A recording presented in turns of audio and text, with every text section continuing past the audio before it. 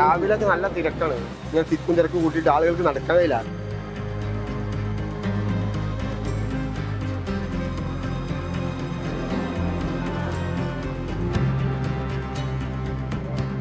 ഭയങ്കര തിരക്കാണ് ട്രെയിനിൽ യാത്ര ചെയ്യുമ്പോൾ. ജനറലിലെല്ലാം ഭയങ്കര തിരക്കാണ് കമ്പാർട്ട്മെന്റുകളിൽ.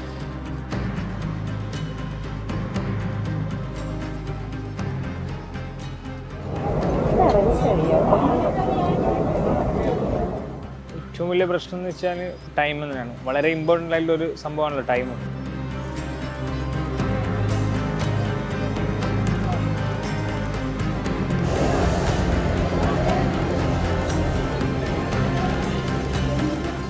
ഇന്നെ ഇപ്പോൾ ട്രെയിൻ ലേറ്റ് ആയിട്ടാണ് വന്നത്. ഇന്നലെ വരേണ്ട ട്രെയിൻ ഇന്ന് രാവിലെ വന്നു.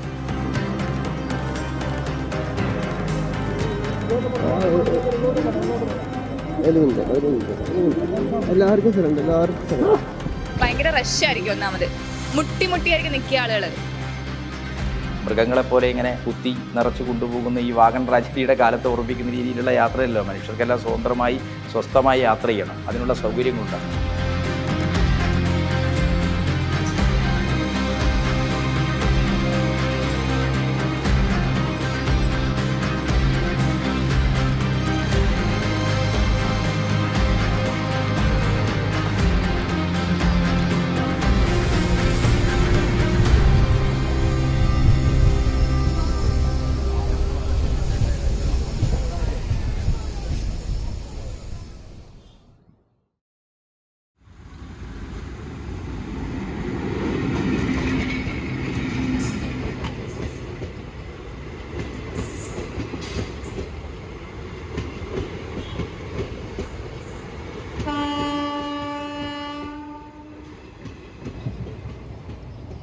എല്ലാ വിഭാഗം മനുഷ്യർക്കും സുരക്ഷിതമായും അന്തസ്സോടെയും ട്രെയിൻ യാത്ര ചെയ്യാൻ പറ്റാതായിട്ട് കുറച്ചു കാലമായി. ഇപ്പോൾ കേരളത്തിലൂടെയുള്ള ട്രെയിൻ യാത്ര നിത്യേന ദുഷ്കരമായിക്കൊണ്ടിരിക്കുകയാണ്.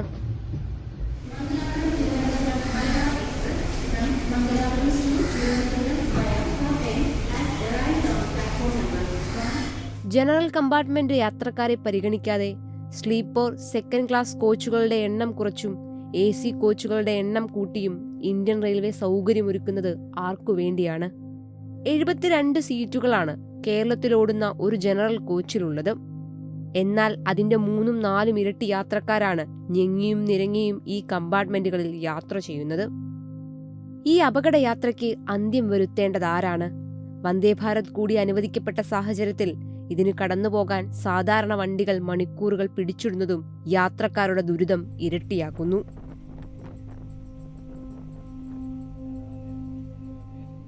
നമ്മളൊരു കാശ്മീർ ടൂർ കഴിഞ്ഞിട്ട് തിരിച്ചു വരുമ്പോൾ ഞാനും വൈഫും മോനും ഉണ്ടായിരുന്നത്. അപ്പോൾ ഇവിടുന്ന് ബോംബെ ബുക്ക് ചെയ്തതാണ്, നേരത്തെ ബുക്ക് ചെയ്തതാണ്. പക്ഷേ കൺഫേം അങ്ങോട്ട് തിരിച്ചുള്ള ടിക്കറ്റ് കൺഫേം ആയിരുന്നില്ല. അപ്പോൾ പിന്നെ തിരിച്ചു സമയമായപ്പം എൻ്റെ വൈഫിൻ്റെ മോൻ്റെ മാത്രമാണ് കൺഫേം ആയത് ഒരു ടിക്കറ്റ്. അപ്പോൾ അതുകൊണ്ട് നമ്മൾ വേറെ സീറ്റ് ബുക്ക് ചെയ്ത് വെച്ചിരുന്നു. TTR വന്നു. അപ്പോൾ കൺഫേം ആയില്ലാന്ന് വിവരം പറഞ്ഞപ്പോൾ അദ്ദേഹം നിങ്ങളുടെ സീറ്റിലേക്ക് പോയിക്കോളൂ പറഞ്ഞു. അങ്ങനെ ഞാൻ 5-6 ബോഗി അപ്പുറത്തുള്ള സീറ്റിലേക്ക് പോയി. പക്ഷെ അവിടെ കണ്ടൊരു കാഴ്ചയാണ് ഭയങ്കര ആയിട്ടുള്ളത്. അതായത് 1 ഇഞ്ച് സ്ഥലം പോലും ബാക്കിയില്ലാതെ ആളുകൾ ബർത്തിൽ വരെ കയറിയിരിക്കുകയാണ് മൊത്തം സ്ഥലത്ത്. എന്നിട്ട് ആൾക്കാരെ മേലെ ഉറങ്ങിപ്പോവാണ്. കുറേ കഴിയുമ്പോൾ എനിക്കൊരു 2-3 മണിക്കൂർ അതിൽ നിൽക്കേണ്ടി വന്നു.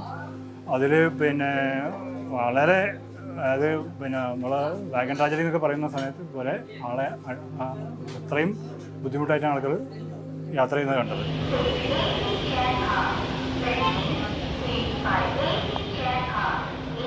കേരളത്തിൽ തന്നെ തീവണ്ടി യാത്രക്കാരുടെ ഏറ്റവും വലിയൊരു പ്രശ്നം, അല്ലെങ്കിൽ ഇന്ത്യയിൽ തന്നെ എന്ന് പറയാം ഒരു പരിധിവരെ ഏറ്റവും വലിയ പ്രശ്നം എന്ന് പറഞ്ഞാൽ അത് യാത്രക്കാരുടെ യാത്രാ ആവശ്യങ്ങളും നിലവിൽ അവർക്ക് ലഭ്യമായിട്ടുള്ള യാത്രാ സൗകര്യവും തമ്മിലുള്ള വലിയൊരു വിടവാണ്.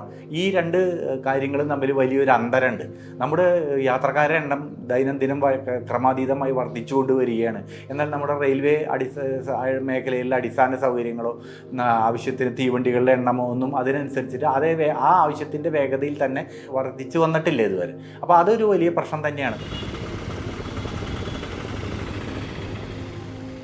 ഈ 1 വേ പാത്താണ് ട്രെയിനിൻ്റെ ഇതുള്ളത് മലബാറിൽ മൊത്തത്തിൽ. അപ്പോൾ ഇവർ ട്രെയിൻ അതിനൊരു പരിഹാരം കാണാതെ ട്രെയിൻ കൂട്ടിയത് കൊണ്ട് ആർക്കും ഒരു ഉപകാരമില്ലാത്ത രീതിയിലാണ് പോകുന്നത്. 6:10-15 ലോക്കൽ, വൈകിട്ട് തിരിച്ച്. അതിനുശേഷം വേറെ ട്രെയിനില്ല. പിന്നെ ഈ 9:30 വരേണ്ട 9:20 വരേണ്ട കണ്ണൂർ എക്സിക്യൂട്ടീവ് 10:30 ഒരു ടൈമൊക്കെ ആയിട്ടാണ് വരിക. അപ്പം അതിനുശേഷം വർക്ക് കഴിഞ്ഞിട്ട് പോകുന്ന കൂടുതലായിട്ട് ഞാൻ മനസ്സിലാക്കുന്ന ഈ കടകളിലൊക്കെ വർക്ക് ചെയ്യുന്ന അതുപോലുള്ള ആൾക്കാർക്ക് വലിയ രീതിയിലുള്ള ബുദ്ധിമുട്ടുണ്ട്. അവരൊക്കെ ബസ്സിന് പോകേണ്ട സാഹചര്യമാണ്. ബസ്സിന് പോകുന്ന വേറൊരു ബുദ്ധിമുട്ട് ഈ 55-60 രൂപയാണ് ബസ്സിന്. അതൊരു മാസം കാൽക്കുലേറ്റ് ചെയ്താൽ വലിയൊരു എക്സ്പെൻസ് അങ്ങനെയും പോകും.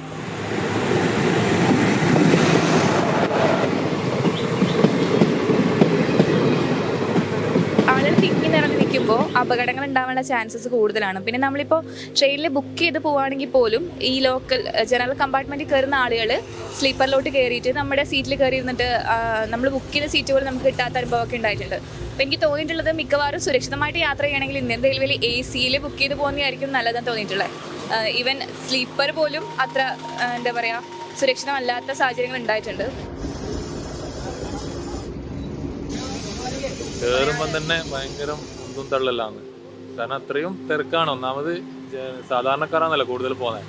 അപ്പോൾ അവർ ചിലപ്പം സ്ലീപ്പറോ ഇതൊന്നും ചിലപ്പോൾ എടുക്കാൻ വേണ്ടിയിട്ട് പറ്റണമെന്നില്ല അവർക്ക്. അപ്പോൾ ജനറൽ കമ്പാർട്ട്മെൻറ്റിൽ തന്നെ ഭയങ്കര തിരക്കാണ്.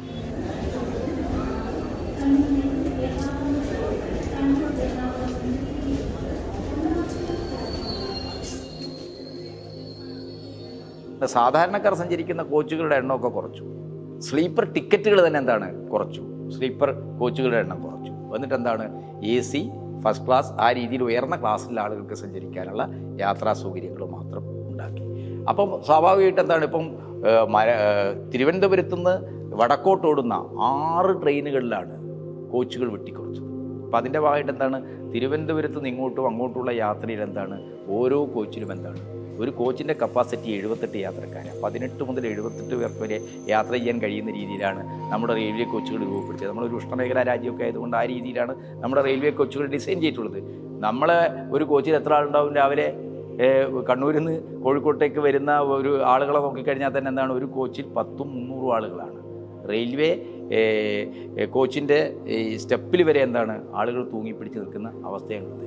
ഈ അവസ്ഥ ഉണ്ടാക്കിയിരിക്കുന്ന എന്താണ് സാധാരണക്കാരെ കാണിക്കാതെ പരിഗണിക്കാതെയുള്ള ഒരു റെയിൽവേ നയം. ഏറ്റവും ഉയർന്ന ക്ലാസ്സിനും അതേപോലെ തന്നെ കോർപ്പറേറ്റുകൾക്ക് ലാഭമുണ്ടാക്കാനുമുള്ള ഒരു ബിസിനസ്സാക്കിയിട്ട് റെയിൽവേയെ മാറ്റുക. റെയിൽവേയുടെ യാത്രക്കാരുടെ പട്ടികയിൽ ആരില്ല? സാധാരണക്കാരില്ല. അപ്പോൾ റെയിൽവേ അതിൻ്റെ എല്ലാ സാമൂഹ്യ ലക്ഷ്യങ്ങളും ഒന്നും പുറകോട്ട് പോയിരിക്കുക. നിലവിൽ 12 അൺറിസേർവ്ഡ് കോച്ചാണ് പാരച്യൂട്ടിലുള്ളത്.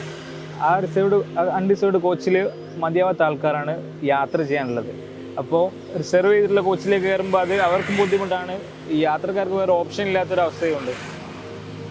യാത്ര ചെയ്യാൻ വേറൊരു ഓപ്ഷൻ ഇല്ല അവർക്ക്. അത്രക്കും കാല് കുത്താൻ സ്ഥലമില്ലാത്ത സാഹചര്യങ്ങളിലാണ് ഈ അടുത്ത കാലത്തായിട്ട് പരശുവിൽ ഭയങ്കര ഈ അൺകോൺഷ്യസ് ആയി പോകുന്ന ഒരുപാട് ആൾക്കാർ കുഴഞ്ഞു പോകുന്നത് അങ്ങനെയുള്ള ബുദ്ധിമുട്ടുകളൊക്കെ ഉണ്ടായിട്ടുണ്ട്. ഹ്രസ്വദൂര യാത്രക്കാർ അവർ ദൈനംദിന യാത്ര ചെയ്യുന്നവരാണ്. അപ്പോൾ അവരുടെ ഒരു പ്രശ്നം ഉണ്ടായാൽ അത് അവർക്ക് ജീവിതത്തിൽ 365 ദിവസവും അവർക്ക് ആ പ്രശ്നം അഭിമുഖീകരിക്കേണ്ടി വരും. അതേസമയം ഒരു റിസർവ്ഡ് ട്രെയിനിലെ യാത്രക്കാർ വല്ലപ്പോഴും ഇടയ്ക്കൊക്കെ മാത്രമേ യാത്ര ചെയ്യുന്നവരായിരിക്കും. അവർക്കൊരു ദിവസം കുറച്ച് വൈകിയാൽ അത് അവരെ ഒരു വർഷത്തിൽ ഒരു പക്ഷേ 4-5 ദിവസമേ അവരെ ആ യാത്ര ചെയ്യുന്നുണ്ടാവുള്ളൂ. അപ്പോൾ ആ ഒരു കാര്യം കൂടി റെയിൽവേ പ്രത്യേകം മനസ്സിലാക്കേണ്ടതുണ്ട്. ഇതിൽ മുഖ്യമായിട്ടും കേരളത്തിനെ സംബന്ധിച്ചിടത്തോളം എനിക്ക് തോന്നുന്നത് ഇവിടുത്തെ നേരത്തെ ഞാൻ സൂചിപ്പിച്ച പോലെ ഇവിടുത്തെ പ്രശ്നം ഈ ദീർഘദൂര യാത്രക്കാരും ഹ്രസ്വദൂര യാത്രക്കാരും തമ്മിലുള്ള ഒരു സംഘർഷമുണ്ട്. ആ ഒരു സംഘർഷമാണ് കേരളത്തിലെ റെയിൽവേ മേഖല നേരിടുന്ന ഏറ്റവും വലിയൊരു പ്രതിസന്ധി. ഇത് രണ്ടിനെയും പ്രത്യേകിച്ച് സെപ്പറേറ്റ് ചെയ്യേണ്ടതുണ്ട്. പാസഞ്ചർ ട്രെയിൻ കുറച്ചുകൂടി നമുക്ക് പോകാൻ പറ്റുന്ന പോലത്തെ ഇതായിരിക്കും. കാരണം അതിലുള്ള എല്ലാ കമ്പാർട്ട്മെൻറ്റുകളും ലോക്കലായിരിക്കും. അതല്ലാതെ ഞാൻ പറയുന്നത് ഇപ്പോൾ പരശു പോലത്തെ ട്രെയിൻ ആണെങ്കിൽ അതിൽ കുറച്ച് കമ്പാർട്ട്മെൻറ്റുകൾ എന്തായിരിക്കും സ്ലീപ്പറൊക്കെ ആയിരിക്കും. ബാക്കി 3-4 കോച്ചുകളൊക്കെ ആയിരിക്കും ജനറൽ ഉണ്ടാവുക. അപ്പം അങ്ങനെയുള്ള കോച്ചുകളിൽ ആളുകൾ തിങ്ങി നിറഞ്ഞിട്ടായിരിക്കും ഉണ്ടാവുക. ജനറലിലും ഭയങ്കര തിരക്കാണ് കമ്പാർട്ട്മെൻറ്റുകളിൽ. നമുക്ക് പുതിയ എക്സ്ട്രാ ട്രെയിൻ ഇടുകയോ അങ്ങനെ എന്തെങ്കിലും ചെയ്ത് കഴിഞ്ഞാൽ ജനങ്ങൾക്ക് നല്ല ഉപകാരമായിരിക്കും. കാരണം അത്രയും തിരക്കാണ്. ലോക്കൽ ട്രെയിൻ അല്ലാതെ ഈ മദ്രാസ് മെയിൽ അങ്ങനെയുള്ള മെയിലുകൾ ലോക്കൽ കമ്പാർട്ട്മെൻറ്റ് കൂട്ടിയേ കൊള്ളാമെന്നുണ്ട്. കാരണം അത്രയും റഷായിരിക്കുന്നു. ഞാനിപ്പോൾ വർക്ക് ചെയ്യുന്ന ആളാണ്, ഞാൻ ട്രാവൽ ചെയ്യുന്ന ആളാണ്. മലപ്പുറം ടു കാസർഗോഡ് ട്രാവൽ ചെയ്യുന്നതാണ്. 1-2 ലോക്കൽ കമ്പാർട്ട്മെൻറ്റ് ഉണ്ടാവുള്ളൂ. ആ കമ്പാർട്ട്മെൻറ്റിൽ തന്നെ അത്രയും അതിലധികം ആളുകളുണ്ടാവും. അപ്പം കമ്പാർട്ട്മെൻറ്റ് കൂട്ടിയാൽ കൊള്ളാം എന്നുള്ളൊരു അഭിപ്രായമുണ്ട്. രാവിലത്തെ തിരുവനന്തപുരം എക്സ്പ്രസ് ഉണ്ട്, 5 മലബാർ, അതിനൊക്കെ കയറി വെക്കുമ്പോൾ ബുദ്ധിമുട്ടാണ്, പോകാൻ അസാധ്യമാണ്. ഇപ്പോൾ തിരക്ക് കൂടിക്കൊണ്ടിരിക്കുകയാണ്. ഇപ്പോൾ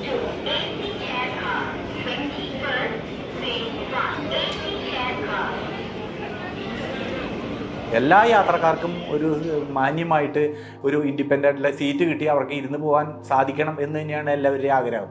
ആ രീതിയിലേക്ക് എങ്ങനെ നമുക്ക് മാറാൻ കഴിയും, അതിന് വേണ്ട ഈ പ്രശ്നങ്ങൾ എങ്ങനെയാണ് പരിഹരിക്കേണ്ടത് എന്ന രീതിയിലാണ് അത് നോക്കി കാണേണ്ടത്. അല്ലാതെ കൂടുതൽ കുറച്ചുകൂടി ജനറൽ കമ്പാർട്ട്മെൻറ്റ് അവിടെ വീണ്ടും തിരക്കാവുക, എല്ലാവരും ഇങ്ങനെ ഒരു കാറ്റിൽ ക്ലാസ് പോലെ വളരെ ഇടിച്ചു നിറഞ്ഞ് ജനങ്ങൾ ഒരു പ്രാഥമികമായ സൗകര്യങ്ങൾ പോലും ഇല്ലാതെ അങ്ങനെ യാത്ര ചെയ്യുന്ന ഒരു അവസരം, അത് ആ ഒരു രീതിയല്ല നമുക്ക് വേണ്ടത്. അപ്പോൾ അതിന് ഓരോ റൂട്ടുകളിലും ആവശ്യങ്ങൾ മനസ്സിലാക്കുകയും ആ ആവശ്യങ്ങൾ നമുക്ക് ഡിമാൻഡിനനുസരിച്ച് സപ്ലൈ കൊടുക്കാൻ സാധിക്കുന്നത് വരെ ആ യാത്രക്കാരുടെ ആവശ്യങ്ങൾക്കനുസരിച്ച് വണ്ടികൾ ഏർപ്പെടുത്തുകയും ഇപ്പോൾ നിലവിൽ തന്നെ വന്ദേ ഭാരതിനും പുറമെ വന്ദേ സാധാരൺ എന്നുകൊണ്ട് സ്ലീപ്പർ ക്ലാസ്സും ജനറൽ കമ്പാർട്ട്മെൻറ്റുകളും കൂടുതലുള്ള ട്രെയിനുകൾ ഇന്ത്യൻ റെയിൽവേ ഇൻട്രൊഡ്യൂസ് ചെയ്ത് തുടങ്ങിയിട്ടുണ്ട്. അപ്പോൾ അത് കൂടുതലായിട്ട് വ്യാപിപ്പിക്കുകയും അത്തരം റൂട്ടുകളിൽ അല്ലെങ്കിൽ അന്ത്യോദയ എക്സ്പ്രസ് കൊണ്ട് പൂർണ്ണമായിട്ട് അണ്ടർസോഡ് യാത്രക്കാർക്ക് ഇരുന്ന് യാത്ര ചെയ്യുന്ന ആളുകൾക്ക് വേണ്ടി മാത്രമായിട്ട് നമ്മൾ ഇവിടുന്ന് കേരളത്തിൽ നിന്ന് വടക്കിഴക്കൻ പ്രദേശങ്ങളിലേക്കൊക്കെ അതിഥി തൊഴിലാളികൾ കൂടുതലായിട്ട് വരുന്ന വടക്കിഴക്കൻ പ്രദേശങ്ങളിലൊക്കെ അത്തരം തീവണ്ടികൾ റെയിൽവേ ഇൻട്രൊഡ്യൂസ് ചെയ്തിട്ടുണ്ട്. അപ്പോൾ ഇത്തരം തീവണ്ടികൾ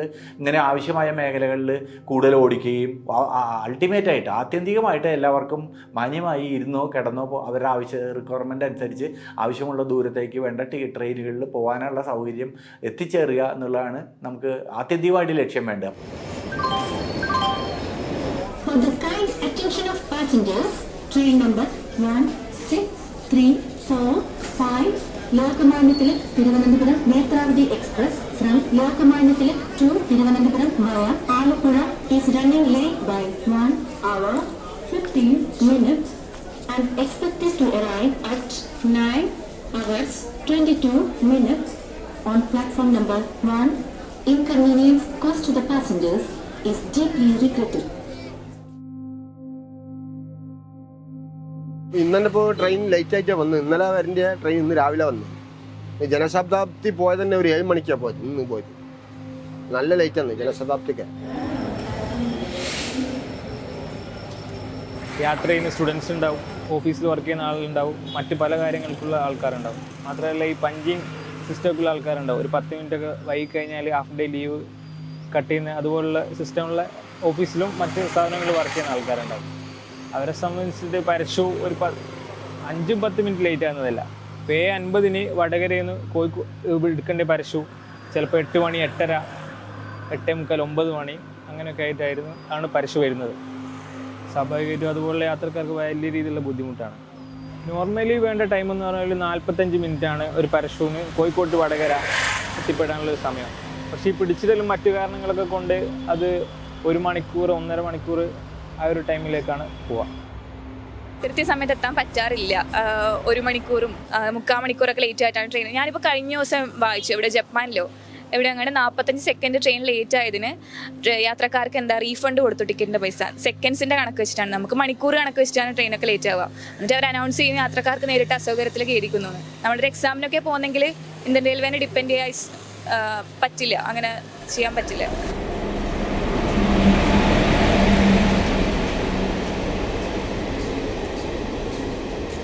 ദീർഘദൂര വണ്ടികളെയാണ് കൂടുതലായിട്ടും ഹ്രസ്വദൂര യാത്രക്കാരും ആശ്രയിക്കേണ്ടി വന്നത് അവരുടെ ദൈനംദിന യാത്രയ്ക്ക്. എന്നാൽ പിന്നീട് ഹ്രസ്വദൂര യാത്രാ മേഖലയിൽ ഉണ്ടായിട്ടുള്ള ഒരു വളർച്ചയ്ക്ക് അനുസൃതമായി ആ മേഖലയിൽ വലിയൊരു വളർച്ച അല്ലെങ്കിൽ ഒരു വണ്ടികളുടെ എണ്ണത്തിൽ വർധനവൊന്നും ഇവിടെ ഉണ്ടായിട്ടില്ല. അപ്പോൾ കൂടുതലായിട്ട് ഇനി മെമു പോലത്തെ വണ്ടികൾ, ഇന്ന് നിലവിലുള്ള പാസഞ്ചർ ട്രെയിനുകൾ അതെല്ലാം മാറ്റിക്കൊണ്ട് നമ്മൾ കൂടുതലായിട്ട് ഈ ഹ്രസ്വദൂര യാത്രക്കാർക്ക് വേണ്ടി മെമു പോലുള്ള ട്രെയിനുകൾ, പ്രത്യേകിച്ചും രാവിലെയും വൈകിട്ടുമുള്ള ഒരു പീക്ക് അവർ ട്രാഫിക് എന്ന് പറയും, ആ സമയത്താണ് ഈ ദിവസവും ജോലിക്ക് പോയും മറ്റാവശ്യങ്ങൾക്കും ദിവസവും പോയി വരുന്ന യാത്രക്കാർ കൂടുതലായിട്ട് തീവണ്ടിയെ ആശ്രയിക്കുന്നത്. ആ സമയത്ത് ഇത്തരം വണ്ടികളുടെ എണ്ണം കൂട്ടുകയും മറ്റ് സമയങ്ങളിൽ ദീർഘദൂര വണ്ടികളിൽ ഇവർക്ക് കയറേണ്ട ആവശ്യം വരാതെ അവയ്ക്ക് ദീർഘദൂര യാത്രക്കാർക്ക് വേണ്ടി മാത്രം പ്രയോജനപ്പെടുത്തുന്ന രീതിയിൽ അവയെ വിന്യസിക്കുകയും വേണം. അപ്പം അതിന് നമ്മുടെ റെയിൽവേ മേഖലയിൽ ഒരുപാട് ഇപ്പോൾ സാച്ചുറേഷൻ വന്നിട്ടുണ്ട്. അപ്പോൾ അതിന് വേണ്ടായിട്ട് മാറ്റങ്ങൾ വരണം. ഇപ്പോൾ അതിന് വേണ്ട ഇപ്പോൾ ഡബിളിങ് തന്നെ കേരളത്തിൽ മൊത്തം ഇപ്പോൾ തന്നെ ഇപ്പോൾ ഏകദേശം പൂർത്തിയാവുന്നേ ഉള്ളൂ. ഇപ്പം നമ്മൾ മംഗലാപുരം മുതൽ നാഗർകോവിൽ വരെ ഡബിളിങ് പൂർത്തിയായി എന്നൊക്കെ പറയുകയാണെങ്കിൽ തന്നെ, അല്ലെങ്കിൽ തിരുവനന്തപുരം വരെ പൂർത്തിയായി എന്ന് പറയുമ്പോഴും ഇപ്പോഴും ഷൊർണൂരിൽ നിന്ന് പാലക്കാട് ഭാഗത്തേക്കും തൃശ്ശൂർ ഭാഗത്തേക്കുള്ള ഓരോ കിലോമീറ്ററിൽ താഴെ ദൂരം വരുന്ന 2 ചെറിയ ഭാഗങ്ങൾ ഇപ്പോഴും സിംഗിൾ ലൈനാണ്. അപ്പോൾ അതൊരു ബോട്ടിൽ നെക്കാണ്, അവിടെ ഒരു കുപ്പിക്കഴുത്താണ്. അപ്പോൾ അത്തരത്തിലുള്ള പ്രതിസന്ധികൾ മാറ്റണം. ഷൊർണൂരിലുള്ള യാർഡ് മോഡിഫിക്കേഷൻ അടിയന്തരമായിട്ട് പൂർത്തിയാക്കണം. പിന്നീട് ഇപ്പോൾ ഈ ഇരട്ടപ്പാത വന്ന പല സ്ഥലങ്ങളിൽ തന്നെ ഇപ്പോൾ തന്നെ ആ ഇരട്ടപ്പാതയും വണ്ടികളുടെ ബാഹുല്യത്തിൽ നിറഞ്ഞു കഴിഞ്ഞിട്ടുണ്ട്. ഇപ്പോൾ അതിൻ്റെ മറ്റൊരു ബദൽ എന്നുള്ള നിലയിൽ എറണാകുളം മുതൽ ഷൊർണൂർ വരെയുള്ള തീവണ്ടിപ്പാതയിൽ ഓട്ടോമാറ്റിക് സിഗ്നലിംഗ് ഇൻട്രൊഡ്യൂസ് ചെയ്യാനായിട്ട് റെയിൽവേ കരാർ ക്ഷണിച്ചിട്ടുണ്ട്. അപ്പോൾ അത്തരം പണികൾ, അതുപോലെ തിരുവനന്തപുരം മുതൽ പിന്നെ ഒരു തിരക്കേറിയ ഏരിയയാണ് തിരുവനന്തപുരം മുതൽ കായംകുളം വരെയുള്ളത്. അപ്പോൾ അവിടെ അടുത്ത ഘട്ടം എന്നുള്ള നിലയ്ക്ക് അവിടെ ഈ ഓട്ടോമാറ്റിക് സിഗ്നലിംഗ് കൊണ്ടുവരാം.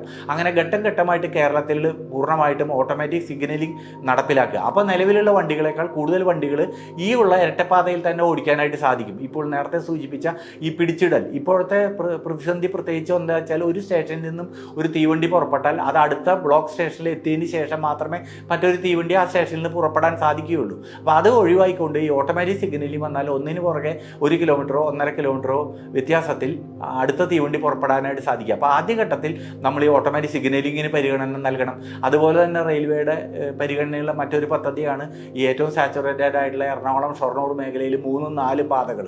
അപ്പോൾ ആത്യന്തികമായിട്ട് ഓട്ടോമാറ്റിക് സിഗ്നലിംഗ് നടപ്പിലാക്കുകയും കേരളത്തിൽ ഉടനീളം 3-4 പാതകൾ റെയിൽവേ നടപ്പിലാക്കുകയും ചെയ്തുകൊണ്ട് ദീർഘദൂര വണ്ടികൾക്ക് വേണ്ടിയിട്ട് 2 പാതകൾ മാറ്റിവെക്കുകയും എല്ലായിടത്തും സ്റ്റോപ്പുള്ള ഈ മെമു പോലത്തെ പ്രാദേശിക യാത്രക്കാർക്ക് കൂടുതൽ ഉപയോഗിക്കുന്നതും വേഗത കുറഞ്ഞുമായിട്ടുള്ള തീവണ്ടികൾക്ക് മറ്റ് 2 പാതകൾ ഉപയോഗിക്കുകയും ചെയ്യുന്ന ഒരു സംവിധാനം നടപ്പിലായി കഴിഞ്ഞെങ്കിൽ മാത്രമേ നമുക്ക് ഇതിൽ നിന്ന് പൂർണ്ണമായിട്ടുള്ള ഒരു മോചനം സമീപ ഭാവിയിൽ ലഭ്യമാവുള്ളൂ എന്ന് വേണം മനസ്സിലാക്കാൻ.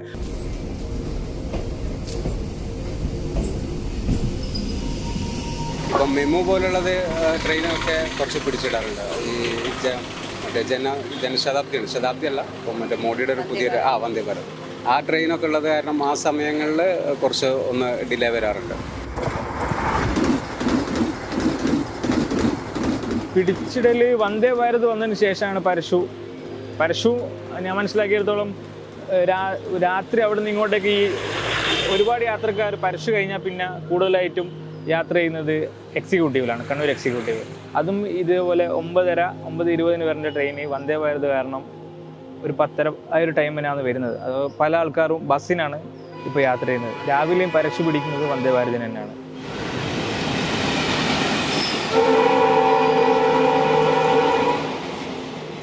ഹൈ സ്പീഡ് ട്രെയിനുകൾ ആവശ്യമായി.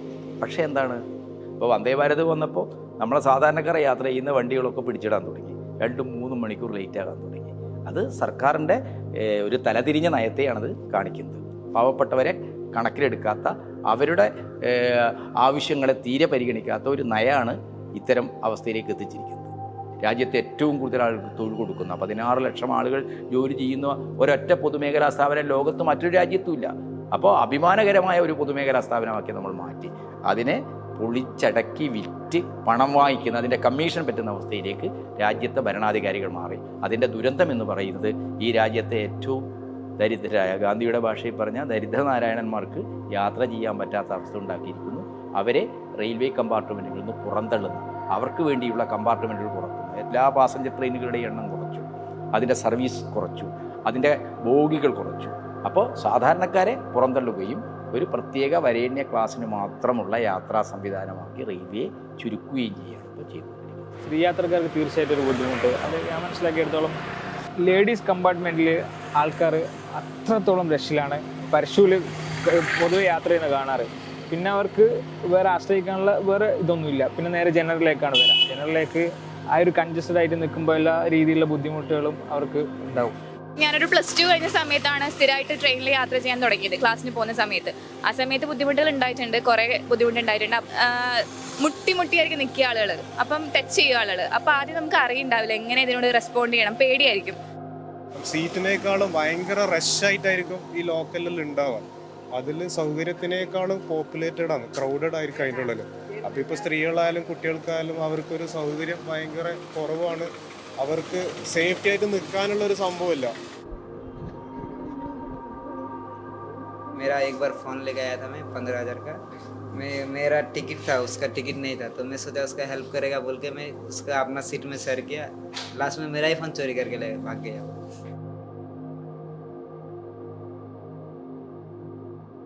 ആധുനിക ഇന്ത്യൻ നഗരങ്ങളെല്ലാം പടുത്തുയർത്തിയിരിക്കുന്നത് അതിഥി തൊഴിലാളികളുടെ അധ്വാനത്തിലും വിയർപ്പിലുമാണ്. മഹാമാരിയുടെ കാലത്ത് കൊടും ചൂടും വിശപ്പും ദാഹവും സഹിച്ചുകൊണ്ട് വിണ്ടുകീറിയ കാൽപാദങ്ങളുമായി 300-500 കിലോമീറ്ററുകൾ നടന്നു തീർത്ത് രാജ്യത്തിന്റെ മറ്റേ അറ്റത്തുള്ള സ്വന്തം ഗ്രാമത്തിലെത്താൻ ഇതര സംസ്ഥാന തൊഴിലാളികൾ സഹിച്ച സമാനതകളില്ലാത്ത യാതന ലോകം കണ്ടിരുന്നു.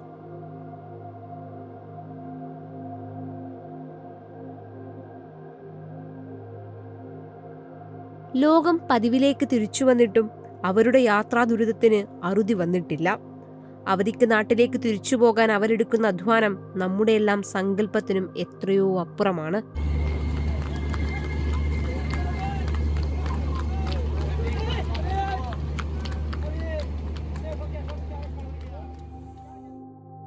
കുറച്ച് നാളെ ഞാൻ പോകുമ്പോൾ കുറച്ച് നാളെ ഒരു ദിവസമാണ് എനിക്ക് സീറ്റ് കിട്ടില്ലായിരുന്നു. അപ്പോൾ കുറച്ച് നാൾ ഞാൻ എങ്ങനെ സീറ്റ് ഇല്ലാത്തതൊന്നും പോയത്.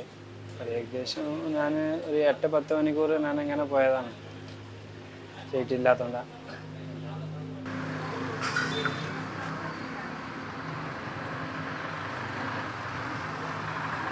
ട്രെയിനിൽ എങ്ങനെ പോകുന്നു? ട്രെയിനിൽ നല്ല തിരക്കുണ്ടാവും. എടുക്കാൻ സീറ്റ് ഇല്ലല്ലോ, ഉണ്ടാവില്ല, ഇപ്പം ഉണ്ടാവില്ല.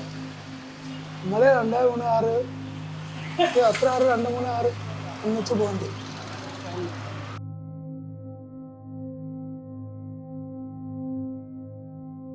ഇപ്പോഴും ഇവിടെ നിന്ന് നമുക്ക് നോർത്ത് ഈസ്റ്റിലേക്ക് ഒരു ഡെയിലി ട്രെയിൻ ഇല്ല.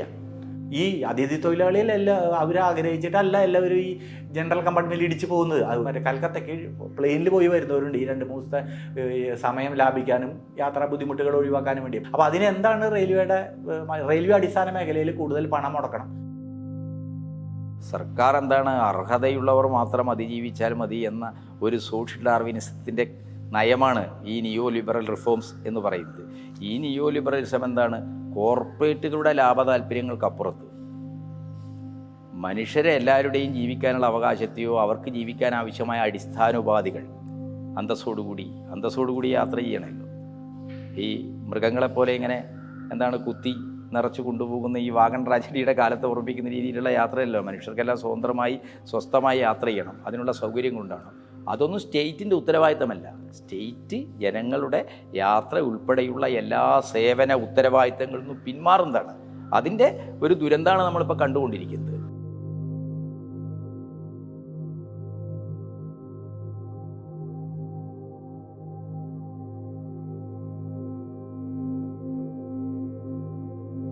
फ्लाइट तो हम लोग ऐसे ज़्यादा नहीं जाता क्योंकि हम लोग को पैसा कम होता है ना, इतना हम लोग खुद काम करने के लिए आता है। ये दोस्त लोग ज़्यादातर फ्लाइट में ही सफ़र करता है, वो लोग को फ्लाइट में ही अच्छा लगता है क्योंकि ट्रेन में थोड़ा फैमिली का प्रॉब्लम होगा ना, इसलिए फ्लाइट से आता है। ബുക്ക് ചെയ്യുമ്പോൾ നമുക്ക് 2-3 മാസം മുമ്പാണ് ബുക്ക് ചെയ്യണം. പിന്നെ സാധാരണയ്ക്ക് നമുക്ക് പോകുമ്പോൾ പിന്നെ സ്ലീപ്പർ എടുത്താലോ നല്ല തിരക്കുണ്ടാവണം, സീറ്റ് നമുക്ക് കറക്റ്റ് കിട്ടൂല, കുറേ ബുദ്ധിമുട്ടാണത്. അപ്പോൾ അതുകൊണ്ട് നമുക്ക് പോകുമ്പോൾ AC-ലാണ് പോകുന്നത്. അതിലാണ് നമുക്ക് 2-3 മാസം മുമ്പ് തന്നെ ബുക്ക് ചെയ്യണം. അങ്ങനത്തെ കുറേ ബുദ്ധിമുട്ടുകളുണ്ട്. ടിക്കറ്റ് കിട്ടാറില്ല. 2 മാസം മുമ്പാണ് ടിക്കറ്റ് എടുക്കുന്നത്. എടുത്തിട്ട് പോകണമെങ്കിൽ ടിക്കറ്റ് കിട്ടൂല. അങ്ങനത്തെ കുറേ പ്രശ്നമുണ്ട്. जैसे बहुत आदमी तो अर्जेंटली 1-2 दिन का अंदर जाना पड़ता है, फैमिली का प्रॉब्लम होता है, तो टिकट कैसे कटाएगा? अभी टिकट में भी 2 नंबर ही होता है, पहले से ही टिकट दूसरे आदमी का नाम से बना के रख देता है बहुत। उसी की वजह से हम लोग को टाइम में टिकट नहीं मिलता है क्योंकि वो लोग पहले से टिकट बना के रखता है और हम लोग लेने जाते हैं तो 2 नंबर ही हो जाता है वो टिकट। उसका 1000 की जगह में 2000 टिकट का रेट पड़ जाता है। ये सिचुएशन ज़्यादा है अभी ये सिचुएशन ज़्यादा चल रहा है। ഫസ്റ്റ് ക്ലാസ് ടിക്കറ്റ് അല്ലെങ്കിൽ സ്ലീപ്പർ ടിക്കറ്റ് എന്നൊക്കെ പറയുന്നത് എന്താണ്? നമുക്കിന്ന് കിട്ടാൻ പറ്റുമോ? അതേ 10 ഇരട്ടിയൊക്കെ വില കൊടുത്തെടുക്കേണ്ട അവസ്ഥയാണ്. തൽക്കാൽ സമ്പ്രദായത്തെ എന്താണ് സാമാന്യമാക്കുകയും മറ്റേത് റെയറാക്കുകയാണ്. നമ്മളൊരു ടിക്കറ്റ് ബുക്ക് ചെയ്യാൻ പോയി കഴിഞ്ഞാൽ എന്താണ് ഒരിക്കലും നമുക്ക് ബർത്ത് ഉണ്ടാവില്ല. നമ്മൾ അവസാനം എന്താണ് തൽക്കാലം എടുക്കണം. അതെന്താണ് ഈ സാധാരണ ബർത്ത് ചാർജിനേക്കാൾ എന്താണ് 5-6 ഇരട്ടി ചാർജ് കൊടുത്ത് നമ്മൾ ടിക്കറ്റ് എടുക്കണം. ഈ രീതിയിൽ റെയിൽവേ എന്താണ് സമ്പൂർണ്ണമായ ഒരു വാണിജ്യ സംവിധാനമാക്കി മാറ്റിയിരിക്കുകയാണ്. 2023 ഏപ്രിൽ 1 സെപ്റ്റംബർ 30 ഇടയിൽ ബുക്ക് ചെയ്തിട്ടും ബർത്ത് ലഭിക്കാത്ത 1.44 കോടി യാത്രക്കാർ ഉണ്ടെന്നാണ് റെയിൽവേയുടെ ഔദ്യോഗിക കണക്ക്. ഈ വെയിറ്റിംഗ് ലിസ്റ്റ് യാത്രക്കാരുടെ ടിക്കറ്റുകൾ താനെ റദ്ദു ചെയ്യപ്പെടുക വഴി റദ്ദാക്കൽ ചാർജായി റെയിൽവേക്ക് ലഭിച്ചത് 83.85 കോടി രൂപയാണ്. അതായത് യാത്ര ചെയ്യാത്ത യാത്രക്കാരിൽ നിന്ന് കേവലം 6 മാസം കൊണ്ട് റെയിൽവേ പിഴിഞ്ഞ തുകയാണിത്.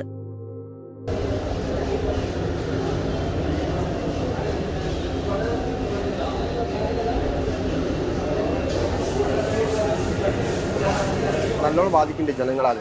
ഈ ടിക്കറ്റ് സൗകര്യം ഉണ്ടായിട്ട് പോലും കഴിയില്ല ജനങ്ങൾക്ക്. എപ്പോൾ ടിക്കറ്റ് ക്ലോസ് ആയി എന്ന് പറയാം.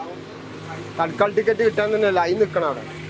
അങ്ങനെ പോലും പുറത്തുള്ള ആളുകൾ ആശ്രയിക്കുക. വേറെ പുറത്ത് പൈസ കൊടുത്തിട്ടാണ് എന്താക്കുന്നത്. അതിന് ഏജന്റുമാർ വേറെ ആളുകൾക്ക് പൈസ കൊടുത്തിട്ട് അവിടെ നിർത്തണം കൊണ്ടേക്ക്. ദീർഘദൂര യാത്രക്കാർക്കാണെങ്കിൽ ചില റൂട്ടുകളിലൊക്കെ 120 ദിവസം മുമ്പ് റിസർവേഷൻ അനുവദിക്കുന്നു എന്ന് പറയുമ്പോൾ പോലും ആദ്യത്തെ ദിവസം തന്നെ റിസർവേഷൻ ആരംഭിച്ച് ഏതാനും മിനിറ്റുകൾക്കുള്ളിൽ ആ സീറ്റുകൾ മുഴുവൻ വിറ്റുപോകുന്ന ഒരവസ്ഥയുണ്ട്. അത് യാത്രക്കാർ ബുക്ക് ചെയ്ത് പോകുന്നു. പിന്നീട് വരുന്നവരെല്ലാം വെയിറ്റ് ലിസ്റ്റായി മാറുകയാണ്. അപ്പോൾ അവർക്ക് പലപ്പോഴും ഈ 120 ദിവസം കാത്തു നിന്നാലും അതിൽ വളരെ ചുരുക്കം പേർക്ക് മാത്രമേ പിന്നീട് അവരുടെ ടിക്കറ്റ് ഉറപ്പായിട്ട് അവർക്ക് ആ യാത്ര തുടരാൻ സാധിക്കുന്നുള്ളൂ. അപ്പോൾ ബാക്കിയുള്ളവർ മുഴുവൻ ആ റിസർവേഷൻ കിട്ടാതെ അവർ മറ്റു മാർഗങ്ങളെ ആശ്രയിക്കേണ്ട സ്ഥിതിയിലേക്ക് പോവുകയാണ്.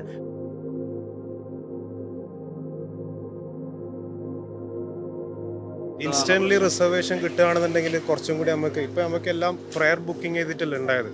കുറച്ച് സീറ്റെങ്കിലും അവിടെ സ്റ്റേഷനിൽ നിന്ന് എടുക്കാൻ പറ്റുന്ന രീതിയിലുണ്ടെങ്കിൽ നമുക്ക് ഒരു സ്വകാര്യത ഉണ്ടാവും.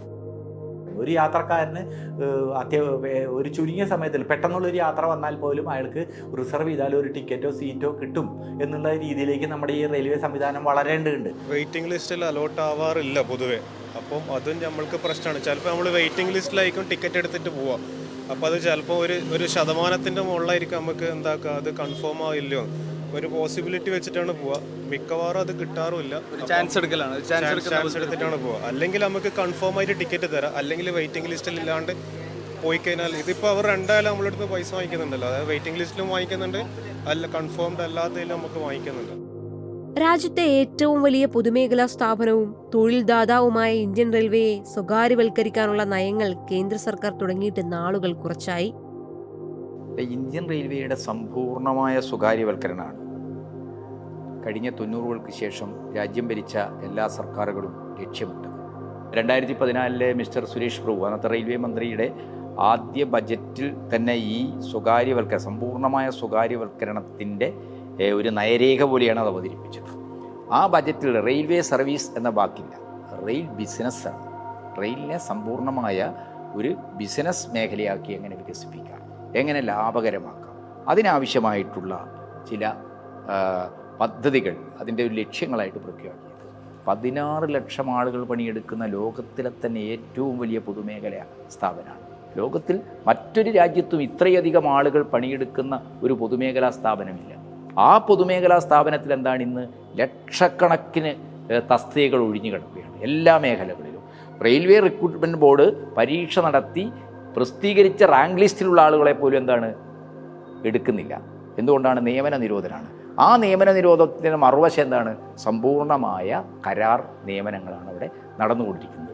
എന്നു മാത്രമല്ല ഇവിടെ ഇപ്പോൾ സൂചിപ്പിച്ചതുപോലെ എന്താണ് ക്ലീനിങ് തൊട്ട് സിഗ്നൽ എല്ലാ മേഖലകളും എന്താണ് കരാർവൽക്കരണത്തിൻ്റെ ഭാഗമായിട്ട് സ്വകാര്യ ഏജൻസികളെ ഏൽപ്പിക്കുകയാണ്. റെയിൽവേ ദീർഘകാല അടിസ്ഥാനത്തിൽ എന്താണ് കോർപ്പറേറ്റുകൾക്ക് റെയിൽവേ ട്രാക്കുകൾ കൊടുക്കാം, റെയിൽവേ സ്റ്റേഷനുകൾ കൊടുക്കാം, ട്രെയിൻ സർവീസുകൾ കൊടുക്കാം. ഇതെല്ലാം തന്നെ എന്താണ് സ്വകാര്യ കോർപ്പറേറ്റുകളെ ഏൽപ്പിച്ചു കൊടുക്കുകയാണ്. എന്നു മാത്രമല്ല ഇനി പുതുതായി റെയിൽവേ നടക്കുന്ന നിർമ്മാണ പദ്ധതികൾക്ക് ഗവൺമെൻറ് പണം മുടക്കില്ല. ഇപ്പോൾ കഴിഞ്ഞ തവണത്തെ ബജറ്റ് നോക്കിയാൽ അശ്വിനി വൈഷ്ണവിൻ്റെ റെയിൽവേ മന്ത്രിയുടെ ബജറ്റ് നോക്കിയാൽ നമുക്കറിയാം പുതിയ പദ്ധതികൾക്ക് നിക്ഷേപമില്ല, റെയിൽവേയിൽ നിക്ഷേപമില്ല. ഇനി എങ്ങനെയാണ് ഗവൺമെൻറ് നിക്ഷേപം കണ്ടെത്താൻ പോകുന്നത്? സ്വകാര്യ കുത്തകകളിൽ നിന്നാണ്. ആ സ്വകാര്യ കുത്തകകളുമായി ഗവൺമെൻറ് PPP വ്യവസ്ഥയിലാണ്. എന്ന് പറഞ്ഞാൽ ഒരു പുതിയ റെയിൽവേ ലൈൻ വലിക്കണമെങ്കിൽ അത് PPP വ്യവസ്ഥയിലായിരിക്കും. റെയിൽവേ സ്റ്റേഷൻ ഉണ്ടാക്കണമെങ്കിൽ അത് PPP വ്യവസ്ഥയിലായിരിക്കും. ഇന്ത്യൻ റെയിൽവേ എന്ന് പറയുന്ന യാത്രക്കാർക്ക് ആവശ്യമായ സൗകര്യങ്ങളും സേവനങ്ങളും ചെയ്തു കൊടുക്കുന്ന ഒരു പ്രൊവൈഡറായിരുന്നു. ഇന്ന് ആ പ്രൊവൈഡർ സ്ഥാനത്ത് നിന്ന് മാറിയിട്ട് ഇന്ത്യൻ റെയിൽവേ എന്താണ് എല്ലാവർക്കും ആവശ്യമായ കാര്യങ്ങൾ ഫെസിലിറ്റേറ്റ് ചെയ്തു കൊടുക്കാൻ ആവശ്യമായ സ്വകാര്യ കോർപ്പറേറ്റുകളെ അറേഞ്ച് ചെയ്യുന്ന ഒരു ഫെസിലിറ്റേറ്റർ റോളിലേക്ക് റെയിൽവേ വകുപ്പും ഗവൺമെൻറ്റും മാറുന്നതാണ് നമ്മൾ കാണുന്നത്.